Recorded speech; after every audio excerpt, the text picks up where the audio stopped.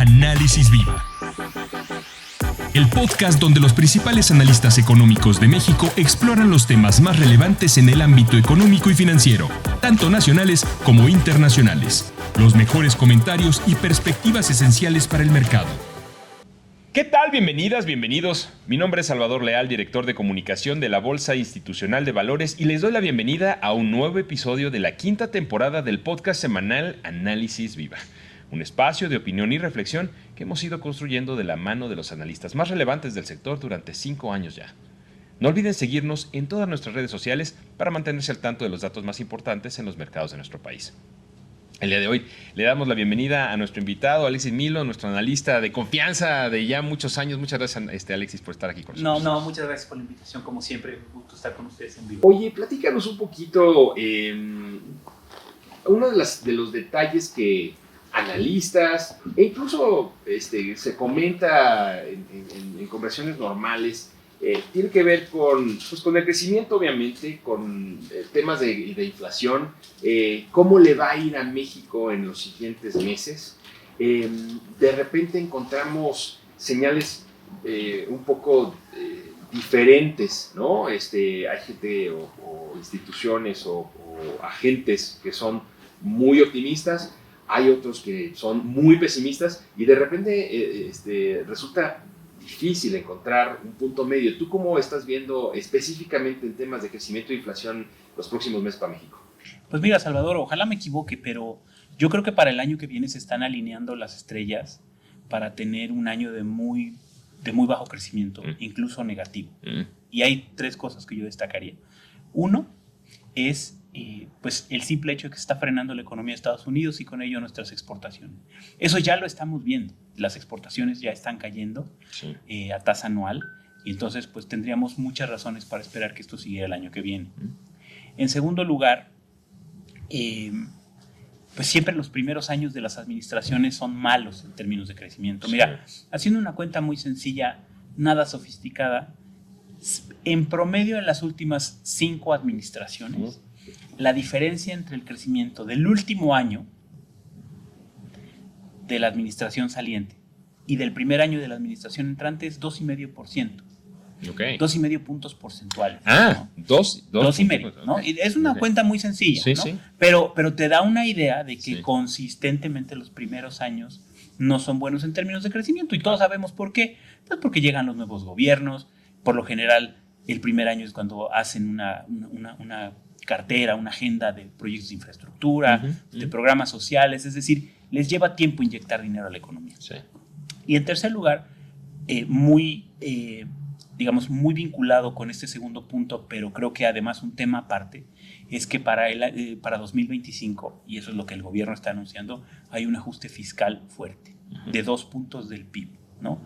Es decir, el gobierno va a bajar el déficit del 5.9 con el que se espera que cerremos este año, quizás sea un poquito más incluso, al 3.9, que es lo que trae el paquete económico. Entonces, esto obviamente también, independientemente de lo que decía antes del primer año, etcétera, ya el gobierno está anunciando una baja en el gasto, en renglones importantes, y probablemente un aumento en los ingresos, que a su vez creo que están colgados, regresando al tema del crecimiento, de un supuesto demasiado optimista de crecimiento para el próximo año, ¿no? Entonces te diría que estas 3 cosas por sí solas nos deberían explicar probablemente un crecimiento negativo del PIB del año que viene. Un caminito hacia la recesión, podrías verlo de esta manera. Sí.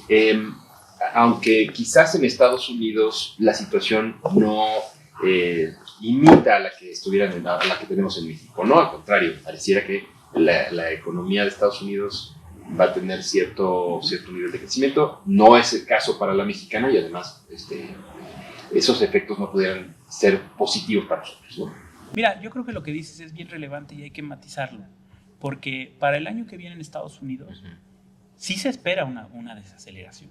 O sea, Estados Unidos va a crecer menos el año que viene y eso es el consenso. ¿Por qué? Pues por 2 razones. Una, pues porque hay un cierto ajuste fiscal allá también, ¿no? Un poco recordemos que se siguen retirando muchos de los estímulos fiscales que se tomaron durante la pandemia. Sí. Y también porque las tasas de interés altas por mucho tiempo, que recordemos, la Fed ya empezó a bajar y se espera que incluso baje otra vez 1/4 punto antes de que acabe el año, pero las tasas siguen altas. Y esas tasas que en términos absolutos están altas, pues obviamente están frenando a la economía de Estados Unidos. Entonces, lo que es buena noticia es que Estados Unidos, digamos, ha evitado la recesión, este famoso aterrizaje suave o soft landing, como lo dicen en inglés, parece que se está logrando y se va a lograr, ¿no? Ese es el consenso. Y que bueno, pero eso no quiere decir que la economía de Estados Unidos no vaya a frenarse el año que viene, y es uno de los factores que yo comento para la economía mexicana. Oye, y me gustaría además, ya que estamos en el tema de Estados Unidos, incluir el factor pues más disruptivo, ¿no?, de la dinámica global y por supuesto la dinámica regional, que tiene que ver con pues, un nuevo presidente, ¿no?, el presidente electo Trump, y cómo eso viene a modificar o a apuntalar algunas de las previsiones de crecimiento, de inflación, de comercio que existen justamente en esta región, ¿no? Mira, es difícil saber, porque lo que sí sabemos es que Trump, de las opciones políticas que había en Estados Unidos, es la más vociferante, es la más estridente, es quien más habla, quien más dice. Yo no estoy seguro de que necesariamente sea con quien nos hubiera ido peor en términos comerciales, porque recordemos que la ex candidata Kamala Harris votó en contra del Tratado de Libre Comercio, etcétera. Es decir, yo no creo que en temas comerciales, en términos comerciales, nos hubiera ido bien en ese escenario. Okay. Recordemos que el tratado vigente, el TEMEC, pues es hechura de Trump, ¿no? Y que de alguna manera lo nuevo, pero que fácilmente se puede evitar, yo diría, pues es el tema de los coches chinos, utilizando a México como una puerta de entrada a Estados Unidos, que la verdad es que si el gobierno de México dice, bueno, no va a haber fábricas chinas aquí, México no va a ser un puente para entrar a Estados Unidos de marcas chinas, yo creo que una buena parte del tema que trae a Trump ahí vociferando mucho se podría calmar. Yeah. Yo no creo que vayamos a estar mal en términos comerciales. Lo que sí, preparémonos porque va a haber mucho ruido, ¿no? Yeah. Vamos a estar aquí platicando muy seguido Sí. de lo que dijo este señor, pero yo no estaría negativo en esa parte. Hay temas que yo creo que me preocupan más de la relación bilateral entre Estados Unidos y México, como es todo el tema pues, de seguridad, migración, etcétera.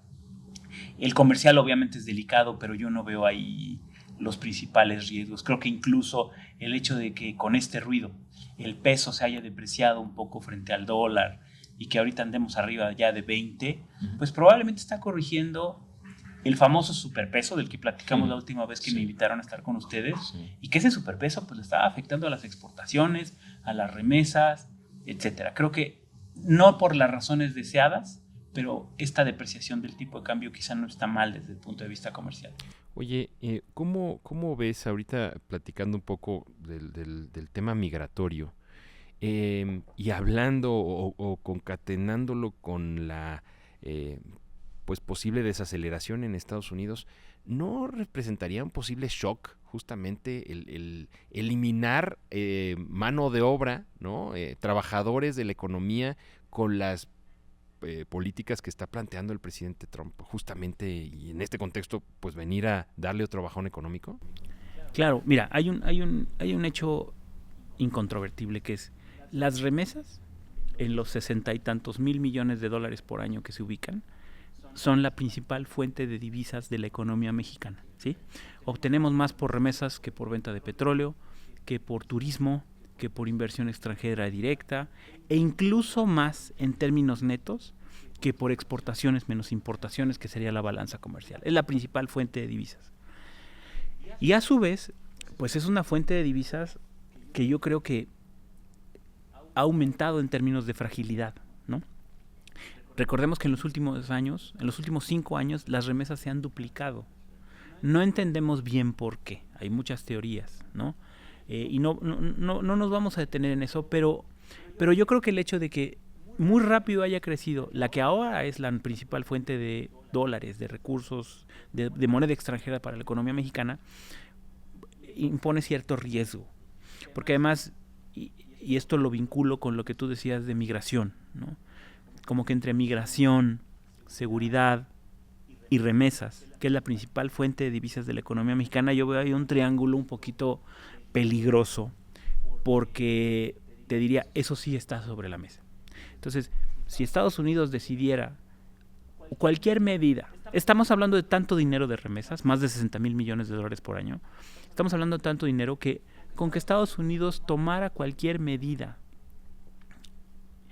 que inhibiera el envío de remesas, pues muy fácilmente le haces un hueco a las cuentas externas de México, ¿no? Entonces, esa parte me preocupa, sobre todo porque, pues obviamente las remesas han tenido un comportamiento muy bueno, pero creo que ahí hay algo que no estamos entendiendo y que pudiera darnos una sorpresa. Habrá que estar muy pendientes de, pues esto, ¿no? La dinámica política que ocurre en Estados Unidos derivada del cambio de administración. Oye, si te parece bien, me gustaría cerrar un poquito este episodio platicando sobre el paquete económico. En términos de prioridades, en términos de los criterios, obviamente, que se están dando, y un poco la dinámica que se ve al interior del gobierno federal. Yo conocí a una persona, o es un dicho muy conocido, que pues el amor se demuestra en el presupuesto, ¿no? Y quedan muy claras las filias y las fobias en estos momentos derivados del paquete económico. ¿Cómo lo ves tú? Mira, yo estoy hasta cierto punto sorprendido positivamente por el presupuesto, por el anuncio y por lo que hasta ahora se ha comunicado. Porque este presupuesto tenía una doble complejidad. Por un lado, tenía que implicar un ajuste fiscal creíble, ¿no?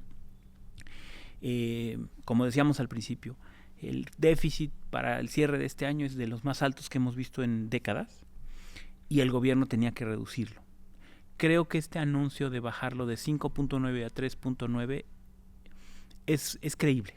Es decir, no es un ajuste draconiano que todo mundo dijera no lo van a lograr, no van a poder hacerlo, etc. Entonces creo que por lo menos es un anuncio razonable, es un ajuste razonable, y que obviamente pues para que regrese el déficit a niveles más normales van a pasar 2-3 años. Yo creo que todos estamos bien con eso, los analistas, la gente que nos preocupa en los temas de finanzas públicas. Y creo que lo otro que también hace el presupuesto es que pues anuncia recortes al gasto importantes, ¿no?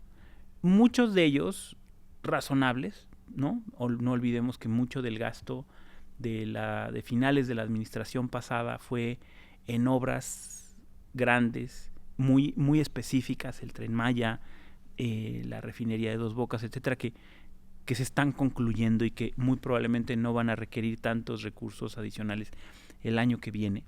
Entonces, esa parte es creíble. Creo que hay algunos temas que se están recortando que nos hace falta entender mejor, como salud, educación, ¿no? Sobre todo porque en salud, por ejemplo, que es uno de los rubros más importantes de gasto, pues se está reduciendo el presupuesto, pero se está ampliando el presupuesto de IMSS Bienestar. Entonces, que es la nueva palanca, digamos, de salud de la nueva administración, bueno, de finales de la pasada y esta. Entonces, esa parte tenemos que entenderla mejor para ver qué tan razonable es eso. Muchos programas sociales, que también fue el gran énfasis de gasto en la administración anterior, ya están en la Constitución, entonces ni siquiera se podían reducir. Entonces, bueno, ahí hay que entender un poco mejor, yo creo, qué tan razonables son esos recortes. A mí la parte que me preocupa un poco es que traen un aumento en los ingresos que resulta poco creíble. Y con esto lo conecto con el tema de crecimiento. El gobierno dice que el año que viene vamos a crecer entre 2 y 3%, ¿no? Y como mencionábamos al principio, pues yo creo que si no entramos en recesión, hasta bien nos fue. Entonces, esta parte de los mayores ingresos, ¿no? Por la vía recaudatoria, creo que esa es la parte frágil del presupuesto. Creo que la parte de los supuestos con los cuales está construido esta corrección fiscal por el lado de los ingresos, es donde está el riesgo, y probablemente por el lado del gasto en temas irreductibles que ahorita no estamos entendiendo bien. Ya.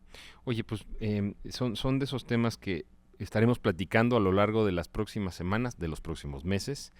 Y yo te quiero agradecer que nos hayas dado esta visión tan única y tan particular de lo que está ocurriendo tanto de este lado de la frontera como del otro lado. Muchas gracias, Alexis. Él es Alexis Milo y a ustedes muchas gracias también por escucharnos. Si el episodio fue de su agrado, no olviden dejar una reseña, un like en cualquiera de las plataformas desde la que nos escuchen o compartirlo a sus contactos y amigos. La producción de este podcast estuvo a cargo de Rogelio Unzueta. Agradecemos a nuestros ingenieros en audio y video Héctor García y Omar Vieira. Los acompañó Salvador Leal y esto fue Análisis Viva. Hasta la próxima. La Bolsa Institucional de Valores presentó Análisis Viva. Suscríbete a nuestro podcast y síguenos en todas nuestras redes sociales.